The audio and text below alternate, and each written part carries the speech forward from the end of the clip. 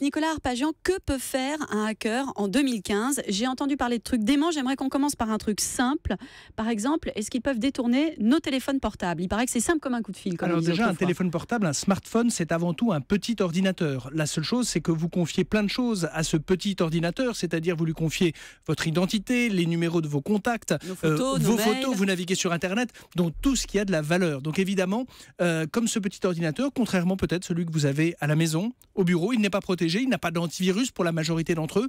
Et donc, effectivement, c'est d'autant plus de risque parce que vous lui confiez beaucoup de choses et vous le protégez très peu. Par contre, un petit élément de sémantique peut-être quand même en amont, lorsqu'on parle de hacker, l'état d'esprit de ce mot est très particulier. Il ne faut pas y voir forcément une activité illicite. Le hacker, c'est quelqu'un qui a un petit côté bidouille, c'est-à-dire un peu comme celui qui va voir un grille-pain et se dit « mais mince, comment est-ce que ça marche ? Avec un tournevis, je vais le démonter, je vais comprendre, ah c'est une résistance, il y a une grille et je fais en sorte que de voir comment est-ce qu'il peut être amélioré. » Il n'y a pas forcément d'intention de nuire. C'est ça, on n'est pas bien forcément sûr. Dans une intention crapuleuse, en tout cas dans une volonté. C'est quelqu'un, et c'est très positif comme état d'esprit, vous faites bien de le préciser. Qui cherche à comprendre comment ça marche. C'est-à-dire qu'il est moins dans une position d'un utilisateur passif d'une technologie, mais il cherche à chaque fois de se dire, mais après tout, est-ce que j'ai besoin de comprendre ? Et ça, c'est très salvateur dans les entreprises, dans les états-majors. On a besoin aussi de cet état d'esprit qui est de dire, comprenons les outils de manière à voir éventuellement s'ils ont fait l'objet de piratage,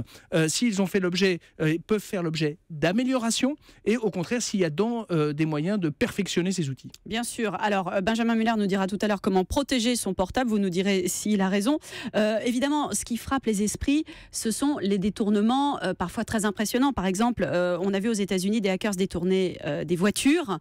La marque Fiat Chrysler a même dû rappeler plus d'1 million de modèles parce qu'on pouvait tout simplement s'emparer d'une voiture garée de l'autre côté de la rue, mais aussi d'une voiture que vous conduisez. Ça, c'est possible. Bien sûr, parce qu'en fait, ce sont des ordinateurs qui vont centraliser toutes les commandes de la machine. La seule chose, comme c'est le cas dans beaucoup de processus industriels de fabrication, on n'a pas mis la sécurité en avant. En clair, on a mis en place des outils de manière à ce qu'ils aient des fonctionnalités, mais sans avoir la précaution. Et c'est vrai que par exemple, je me souviens même de Volkswagen demandant à des universités de stopper leurs travaux académiques, leurs travaux de recherche, qui permettaient notamment, lorsque vous doubliez une voiture, alors au début c'est amusant de jouer avec les essuie-glaces, d'ouvrir la malle arrière, le coffre, mais effectivement ce sont tous ces éléments qui peuvent être interceptés et donc manipulés par des tiers, et c'est évidemment dangereux.